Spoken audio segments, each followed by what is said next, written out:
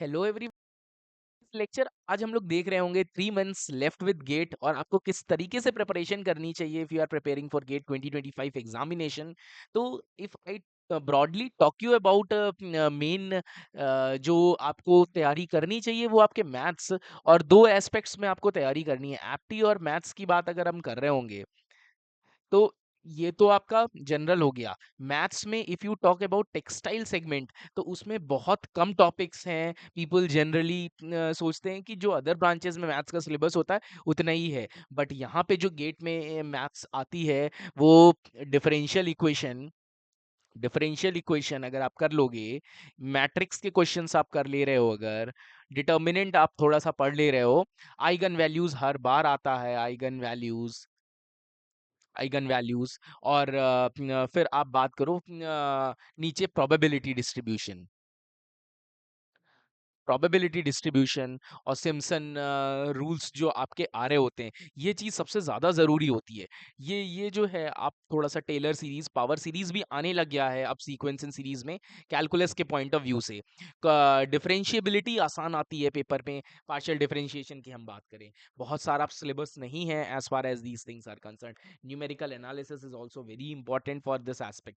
आपको किस तरीके से, अगर आप ये 5 टॉपिक्स भी पढ़ ले रहे हो जो मैंने आपको ये बताए, 5 टॉपिक्स, तो ये आप 13 मार्क्स में से 8 to 10 मार्क्स का आप आराम से कर ले जाओगे। तो अगर आप सारा चीज का कैलकुलेशन कर रहे हो, फिर हम अपने कोर सेगमेंट में आ रहे होते हैं कि जो टेक्सटाइल फाइबर्स है, टेक्सटाइल फाइबर्स में आपको किस तरीके से पढ़ना है। पहली बात तो आपको बेसिक्स क्लियर होने चाहिए, बेसिक्स इन द सेंस क्योंकि अब एमएसक्यू क्वेश्चंस आने लगे हैं। In MSQ questions what they basically test you is, they test you about the basic knowledge. क्योंकि अभी तक हो क्या रहा था कि what people were doing is कि आप लास्ट 20 इयर्स के अगर आप गेट क्वेश्चंस को याद कर ले रहे थे तो then you can easily do these things. तो people generally don't focus on the core segment कि किस तरीके से, क्या इसके पीछे का रीजन होता है। अगर हम बात करते हैं कि जैसे आप सपोज करो वूल की बात कर रहे हो, वूल में बात किया तो वूल की प्रॉपर्टीज में आप बात करो कि हाईएस्ट हीट ऑफ वेटिंग है, उसका स्ट्रक्चर किस तरीके से बना हुआ है, स्केली स्ट्रक्चर है, उसमें फेल्टिंग का फिनोमेना होता है, क्यों हो रहा होता है ऐसा चीजें। और इसका मॉइस्चर एब्जॉर्प्शन भी सबसे ज्यादा हो रहा होता है। इसके पीछे का क्या क्या रीजन है, कौन कौन से फिनिशिंग ट्रीटमेंट आप देते हो, milling, potting, crabbing, these things are very important as far as these things are concerned.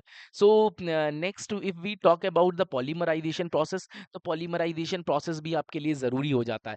What I am trying to tell you is कि you should focus on some core segment. ये syllabus more और less हर साल एक ही जैसा दिया जाता है, but जो क्वेश्चंस आ रहे होते हैं, क्वेश्चंस में जैसे लास्ट टाइम एक दिया गया था कि in which of the following polyamide group है कि नहीं है, NH2 ग्रुप है कि नहीं है, तो वो आपको पता होना चाहिए। अगर आप चीज का पढ़ रहे हो, कोई भी आप फाइबर ले रहे हो, तो फाइबर का सबसे पहले तो आपको स्ट्रक्चर पता होना चाहिए। पूरा आप स्ट्रक्चर बना करके देखो लोग क्या कर रहे हैं। That people generally text me is कि they know they have learned all these 20 years paper, but अगर आप उनसे वूल का स्ट्रक्चर पूछ लो या आप एरेमेडिक का स्ट्रक्चर पूछ लो तो स्ट्रक्चर नहीं बता पा रहे हैं। what you should know is कि you should know basic structure, उसकी बेसिक प्रॉपर्टीज पता होनी चाहिए। अगर आप बहुत ज्यादा हाई फाई पढ़ने की कोशिश कर रहे हो, इस तरीके से गेट का एग्जामिनेशन नहीं। फिर numerical aspect, in this segment you need some guidance for this aspect. बहुत सारी चीज़ें हैं आप पढ़ सकते हो, बहुत सारी टेक्स्ट बुक्स हैं, स्टडी मटेरियल से, कोचिंग से। If you want our help तो you can definitely join to our courses as well. और for the people who have already joined, हम लोग ने शुरू कर दिया है इस चीज़ को। We will be doing in a segment wise manner. पहले एक थ्योरी को कवर करेंगे, then we will be covering on the numerical aspects. Numerical aspects में मोर और लेस जो चीजें होती हैं वो सेम होती हैं। What are the types, you should know types of numericals, किस तरीके से न्यूमेरिकल्स है। ये स्कोरिंग सेगमेंट है। ये आपका स्कोरिंग सेगमेंट की अगर आप बात करोगे, स्कोर आप यहाँ से कर सकते हो। +2 और 0 की बात हो रही होती है, +2 या +1 0। और MSQ में स्कोर करना is somewhat difficult. If I tell you about, आपको सारे कैरेक्टराइजेशन टेक्निक्स पता होनी चाहिए। कैरेक्टराइजेशन में क्या क्या टेक्निक्स है, कौन कौन सी, इससे मैचिंग में हर बार क्वेश्चन आ रहा होता है। आप मैचिंग में 2 मार्क्स का क्वेश्चन तो आप हर बार देखोगे। क्या आप DSC से क्या आप निकाल रहे हो, मेल्टिंग पॉइंट निकाल रहे हो, डिफरेंशियल स्कैनिंग कैलोरीमीटर, किस तरीके से दो प्रोब्स वर्क कर रहे होते हैं, इसमें एक्सआरडी की बात करो तो ब्रैक्स फिनोमेना लगता है 2D साइन थीटा बराबर एन लेम्डा की बात करते हैं कितना कितना डिफ्रैक्शन पैटर्न ऑब्जर्व हो रहा है, शार्प पीक्स आ रहे हैं कि नहीं आ रहे हैं, उससे आप क्रिस्टलैनिटी भी निकाल रहे होते हो। बायरफ्रिंजेस से आप ओरिएंटेशन की बात कर रहे हो, सरफेस इमेजेस आप सिम से निकाल रहे हो। अगर आपको अंदर बीनीथ द सरफेस आपको देखना है तो आप टेम से देख रहे हो। फिर थर्मल प्रॉपर्टीज डीएससी से मेल्टिंग पॉइंट आप देख रहे हो, टीजीएस से आप डिग्रेडेशन टेम्परेचर को नाप रहे होते हो। तो these are the things that you should know for this aspect की प्रॉपर्टीज क्या है, किसका कितना डेंसिटी है, कितना इसका मॉइस्चर रीगेन प्रॉपर्टीज हैं, ये सारा चीजें आपको पता। हाई परफॉर्मेंस फाइबर्स भी आपको पता होने चाहिए कि हाई परफॉर्मेंस का एंड यूज क्या होता है। जैसे आप एरामिड्स में बात करो, केवलार को आप बुलेट प्रूफ जैकेट्स में यूज कर रहे होते हो, क्यों? क्योंकि उसकी मैकेनिकल प्रॉपर्टीज बहुत अच्छी होती हैं as far as tensile and tear strength is concerned. अगर आप बात करते हो रेस्ट नोमेक्स की, तो नोमेक्स में अगर इफ यू टॉक अबाउट, तो नोमेक्स को कहाँ यूज करते हैं? आप एफआर में यूज करते हो। Why this is used in FR? Because due to this excellent flame retardancy properties. तो ये जो है इसका एलओआई वैल्यू बहुत ज्यादा होता है। LOI is limiting oxygen index, कितना ऑक्सीजन चाहिए होता है फॉर दिस टू बर्न, वो उसको एलओआई बोल रहे होते हैं। यार्न मैन्युफैक्चरिंग में बात करूँ, सबसे पहले तो आपको बेसिक्स पता होना चाहिए कहाँ से चल रहा है। आप कॉटन की बात करोगे तो आप गिनिंग से लेकर के ओपनिंग, क्लीनिंग, कार्डिंग से करते करते आप पूरा रेस्ट रिंग फ्रेम तक जाते हो। रिंग फ्रेम में आप रिंग यार्न को प्रिपेयर करते हो, देन आप उसको वीवर्स बीम में डाल रहे होते हो। वीवर्स बीम में क्या फिनोमेना, वीविंग में आप पूरा पैकेज उसको तैयार कर लेते हो for this to occur in the loom. Loom segment में आप क्या कर रहे होते हो? आप वार्प और वेफ्ट का इंसर्शन करते हो। किस तरीके से इंसर्शन करते हैं, इंसर्शन मैकेनिज्म पता होना चाहिए, शेडिंग, पीकिंग, बिल्टअप, ये चीजें थोड़ा सा आपको पता होनी चाहिए। I know I am going some fast manner. इसी में आपकी ज्योमेट्री इंपॉर्टेंट हो जाती है। ज्योमेट्री भी थोड़ा ज़्यादा ज़रूरी हो जाती है। ज्योमेट्री में आपके न्यूमेरिकल्स आ रहे होते हैं कि किस तरीके से क्या कौन सा ज्योमेट्रिकल पैटर्न बन रहा है। इसी में आपको different different types of spinning process भी पढ़ना पड़ता है। एयर जेट हो गया, आपका फ्रिक्शन हो गया, कोर स्पिनिंग हो गई, दिस इज इंपॉर्टेंट। इसमें बैकवर्ड अगर हम शुरुआत में बात करते हैं प्रिपरेटरी में, कॉम्बिंग में, कॉम्बिंग क्या है? एक एडिशनल प्रोसेस है। उसमें बैकवर्ड कॉम्बिंग और फॉरवर्ड कॉम्बिंग में क्या डिफरेंस होता है, वो थोड़ा सा पता होना चाहिए आपको। ड्राफ्टिंग में, ड्राफ्टिंग और डबलिंग में क्या डिफरेंस होता है, किस तरीके करते हैं? डबलिंग से आपका यूनिफॉर्मिटी बढ़ रही होती है, ड्राफ्टिंग से आपका ड्राफ्ट आप जब दे रहे हो तो आप उसको पैरलाइजेशन बढ़ा रहे होते हो। ये चीज़ें आपके लिए थोड़ा सा ज़रूरी है if you know these aspect. अगर आप फैब्रिक मैन्युफैक्चरिंग में बात करोगे, इसमें जो सबसे ज़्यादा पूछा जाता है, इसमें भी आपके न्यूमेरिकल्स और काइनेटिक्स थोड़ा ज़रूरी हो जाता है। Numericals and kinetics of these things is important, कि इसमें आपको स्ट्रक्चर्स भी पता होने चाहिए कि आप वीव स्ट्रक्चर्स में कि आप प्लेन कर रहे हो, प्लेन के डेरिवेटिव्स कौन से? रेपेस्टो वीव हो गया, बास्केट वीव हो गया, two up down. Ripstop weave is known for their high mechanical properties, और एब्रेशन रेजिस्टेंस भी बहुत अच्छा होता है। Ripstop it is a derivative of plain weave. Mat weave की बात कर रहे हो आप जो, उसके बाद आप रेस्ट वीव, सैटिन वीव और सैटिन वीव, उसी में मूव नंबर का कंसेप्ट आ रहा होता है। वो चीज़ें आपके लिए थोड़ा सा ज़रूरी हो जाती हैं। कौन-कौन सी वाइंडिंग वार्पिंग प्रोसेसेस होती हैं, अगर आप सेक्शनल वार्पिंग और बीम वार्पिंग में क्या डिफरेंस होता है, पैटर्निंग बनानी होती है तो आप सेक्शनल वार्पिंग में बना रहे होते हो। This is very important for you to understand. I think ये चीज़ आपको थोड़ा सा हेल्प कर रही होगी किस तरीके से कौन-कौन से मोशंस हैं, और इसी में न्यूमेरिकल्स बहुत ज़्यादा आ रहे होते हैं। इसी में फैब्रिक ज्योमेट्री बहुत इंपॉर्टेंट है। फैब्रिक ज्योमेट्री हर बार क्वेश्चन आ रहा होता है +2 मार्क्स का, आपका इससे क्वेश्चन आता ही आता है। This is very important. Shuttleless weaving में क्या करते हैं, रेपियर में क्या इंसर्शन होता है, अगर आप अपने बात करते हो ड्रैग फोर्स किसके डायरेक्टली प्रोपोर्शनल होता है, अगर इसमें प्रोजेक्टाइल में बात करते हैं, हर बार क्वेश्चन आया हुआ है। You can see these previous year questions. तो न्यूमेरिकल्स में आप फोकस कर सकते हो। We are going in a very simplified format, बहुत ज़्यादा नहीं। और फिर ड्राफ्टिंग और डबलिंग प्लान, निटिंग में बात कर रहे हो आप, निटिंग में कौन कौन सी टेक्नोलॉजीज हैं, फंडामेंटल्स क्या है, क्लासिफिकेशन में आपकी कौन सी निटेड स्ट्रक्चर्स को आप ले रहे हो, क्या उसका फंक्शन है, वार्प निटिंग, वेब निटिंग में सबसे ज़्यादा क्या अच्छा होता है, स्पन उसमें आप जो बात करते हो स्पन बॉन्डिंग, मेल्ट ब्लोइंग जो टेक्निक्स हैं, उसका क्या इंपॉर्टेंस होता है, नॉन वोवेन को कहाँ आप यूज, सर्जिकल मास्क में आप नॉन वोवेंस को यूज करते हो, नॉन वोवेंस का क्या एडवांटेज होता है, ये आपके लिए थोड़ा समझना इंपॉर्टेंट हो जाता है। कौन कौन से मॉडल्स होते हैं, जैसे आपने बात किया और निटिंग का न्यूमेरिकल आता है, जैसे Peirce equation for woven geometry, ये बहुत इंपॉर्टेंट है, वेरी इंपॉर्टेंट फॉर गेट, क्योंकि अब टाइम कम है तो टाइम को आप देखते हुए इंपॉर्टेंट टॉपिक्स पे आप फोकस कीजिए। अब लोग क्या करते हैं, बुक्स को रिफर करने लगते हैं और उसके बाद आप को एक एक रेफरेंस की किस तरीके से गेट पूछ रहा है वर्सेस हमको कितना आता है। ये नहीं कि आपको सारा चीज कवर करना है।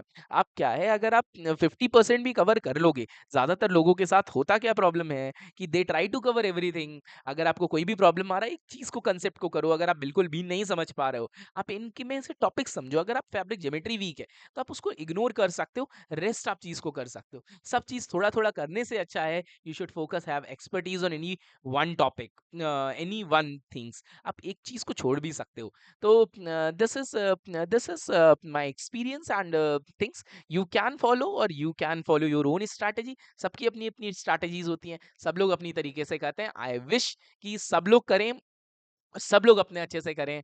और you don't need my reference, if you need then I am there to help.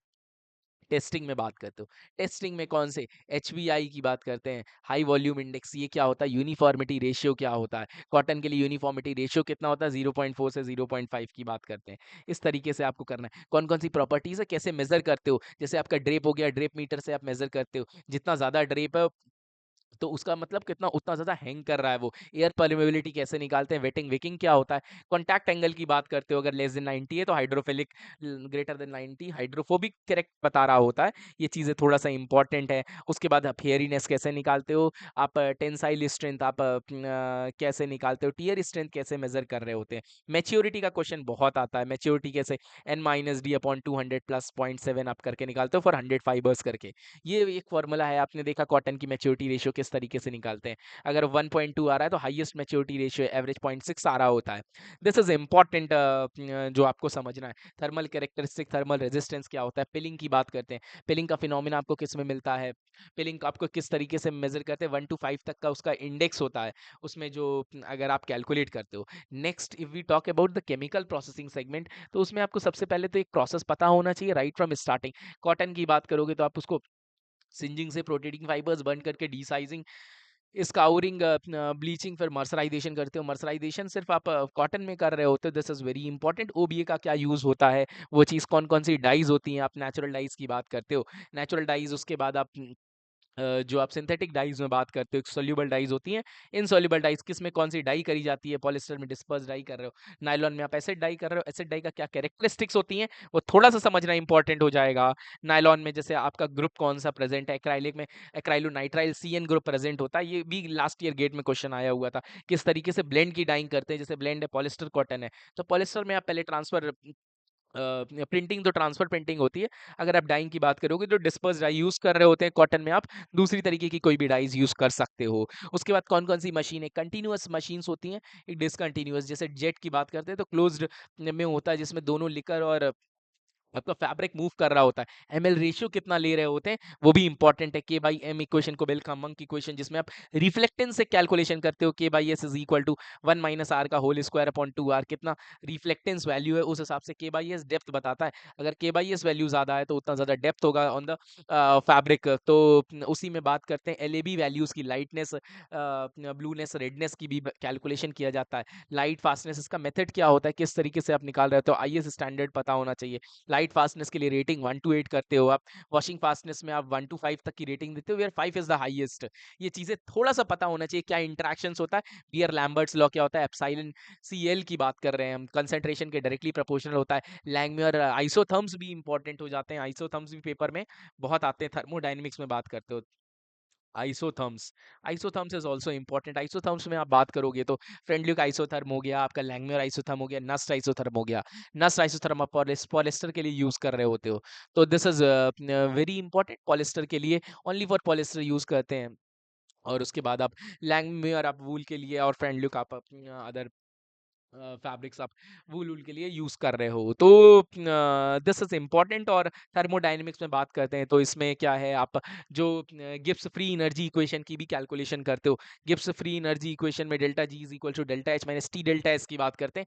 क्योंकि डाइंग एक एक्सोथर्मिक प्रोसेस होता है, उसमें इंटरेक्शन किस तरीके से होता है, इसमें एड्सॉर्प्शन होता है, फिर सरफेस में पेनिट्रेशन हो रहा होता है, ये चीज़ें आपको पढ़ना है। इस तरीके से अगर आप पढ़ोगे तो आपका ये कंसेप्ट क्लियर होगा केमिस्ट्री क्या होती है, किस तरीके से, जैसे ऑक्सीडेटिव आप ब्लीचिंग में बात कर रहे हो तो ब्लीचिंग में आपका नेसेंट ऑक्सीजन आ रहा होता है, उससे आप ब्लीच करते हो, उसी से आपका जो कलर्ड कंपाउंड है कलरलेस कंपाउंड में कन्वर्ट हो जाता है। दिस केमिस्ट्री इज इंपॉर्टेंट, जो आप समझोगे ओबीए में आप यूवी को एब्जॉर्ब करा के आप विजिबल में रिफ्लेक्ट करा रहे होते हो, प्रिंटिंग में आप रोलर प्रिंटिंग और स्क्रीन प्रिंटिंग में अगर आप प्रिंटिंग पढ़ रहे हो तो प्रिंटिंग में आपको क्या बेसिक डिफरेंस होता है, किसके लिए यूज करते हैं, क्या क्या इसके पार्ट्स होते हैं, किस तरीके से करना चाहिए। अगर आपको डिफरेंट कॉटन और रिएक्टिव डाई से वूल सिल्क, मेटल कॉम्प्लेक्स डाई में, मेटल कॉम्प्लेक्स डाई में 1:1 और 1:2 मेटल कॉम्प्लेक्स डाइस की बात कर रहे हैं। पिगमेंट प्रिंटिंग में क्या करते हैं, पिगमेंट्स में आप पिगमेंट्स को अप्लाई करते हो। पिगमेंट्स में क्या इंपॉर्टेंट होता है कि पिगमेंट्स की अगर आप बात करोगे तो पिगमेंट की एफिनिटी नहीं होती है फॉर द सबस्ट्रेट, तो उसके लिए बाइंडर यूज करते हैं। बाइंडर भी एक्राइलोनाइट, जैसे एक्रिमेनिक बाइंडर होता है, तो उसको भी आप यूज कर रहे होते हो। Transfer printing of polyester, inkjet printing, inkjet printing में ड्रॉप ऑन डिमांड प्रिंटिंग की बात करते हैं।